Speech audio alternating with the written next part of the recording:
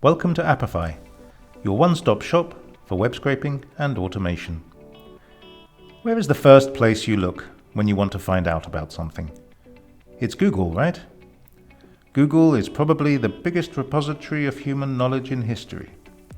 But to make the most of this incredible tool, we must find a way to tailor it to our specific needs. Luckily, for Apify's Google Search Scraper, this is a full-time job. With me, it's a full-time job. Now behave yourself. Google Search Scraper can collect millions of search engine results and present the data in a ready-to-use format. To use Google Search Scraper, you don't need to be a computer expert. It is free to use, and you don't need a credit card, so there is nothing to worry about. So, are you ready? Let's go ahead and see how you can scrape Google Search.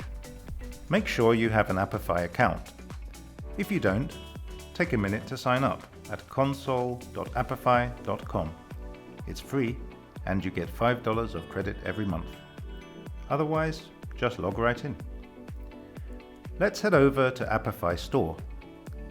Click on the Actors section, search for Google Search Results Scraper, and then click on it. Once we're on the Google Search Scraper page, let's create a new task so we can save this configuration and reuse it later. Now for the setup. In the Search Queries box, you can insert all the relevant search parameters. For example, hotels or restaurants in New York City. Even the URL for the specific search results on Google. In this case, restaurants in New York. Once you are satisfied with your search inputs, you can adjust the results per page and also the maximum number of pages per query.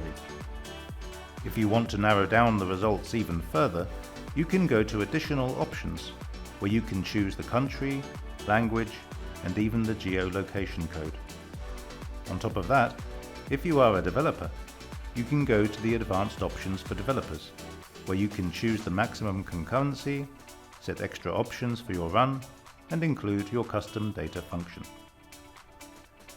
When you're ready, just click Run and wait for your results to come in. This can take a few minutes, so here's a short video to keep you entertained.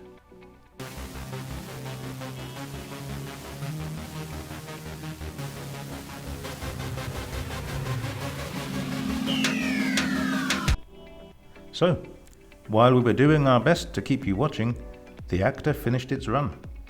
Now you have a nice collection of data that you can export in a variety of formats.